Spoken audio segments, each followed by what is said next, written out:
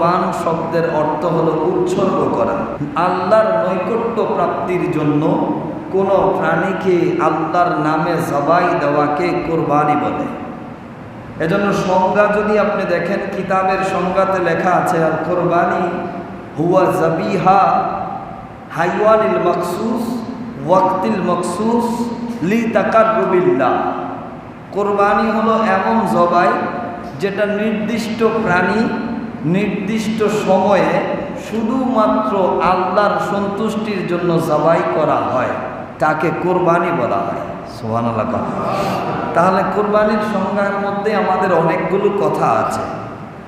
কোরবানির সংজ্ঞার প্রথম যে সংজ্ঞা আমরা বুঝলাম যে হাইওয়ানিল মখসুস, কোরবানির জন্য হতে হবে নির্দিষ্ট প্রাণী। নির্দিষ্ট প্রাণীর মধ্যে মাত্র 6টা প্রাণী আছে যেই প্রাণী দিয়ে কোরবানি করা যায়। অন্য কোনো প্রাণী দিয়ে কোরবানি করলে কোরবানি হবে না। 6টা প্রাণীর মধ্যে 1 বছর মেয়াদি যেই প্রাণীগুলো, সেগুলো হলো ছাগল, ভেড়া, দুম্বা। ছাগল, ভেড়া, দুম্বা। 2 বছর মেয়াদি যেই প্রাণীগুলো রয়েছে সেগুলো হলো গরু, মহিষ, এবং 5 বছর মেয়াদি যেই প্রাণী রয়েছে সেটা হলো ওট। এই 6টা প্রাণীর বাহিরে যত সুন্দর যত ভালোই হোক না কেন, অন্য কোনো প্রাণী দিয়ে কোরবানি হবে না। এজন্য কোরবানির সংজ্ঞার প্রথম কথাই হলো হাইওয়ানিল মখসুস, নির্দিষ্ট প্রাণী হওয়া। কোরবানির সংজ্ঞার দ্বিতীয় নাম যেটা, সেটা হলো ওয়াক্তিল মখসুস, নির্দিষ্ট সময়ে হওয়া।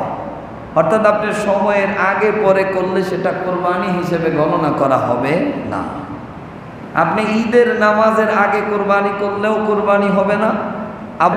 12 তারিখের সূর্য ডুবে যাওয়ার পরে যদি আপনি কোরবানি করেন তখনও কোরবানি হবে না। সংজ্ঞার কথা বলছিলাম, তাহলে সংজ্ঞার দ্বিতীয় শর্ত হলো ওয়াক্তিল মখসুস। কোরবানির সময় কখন? জিলহজ মাসের 10 তারিখ ঈদের নামাজের পর থেকে 12 তারিখের সূর্য ডুবে যাওয়া পর্যন্ত এই 3 দিনের যে কোনো এক সময় কোরবানি করলেই কোরবানি হয়ে যাবে। তারপরে শেষ যেই শর্ত কোরবানির জন্য, সেটা হলো লি তাকাররুবিল্লাহ। কোরবানিটা হতে হবে শুধুমাত্র কার জন্য? কিন্তু এখানেই আমাদের শেষ। আমরা 2 জায়গায় ঠিক আছি।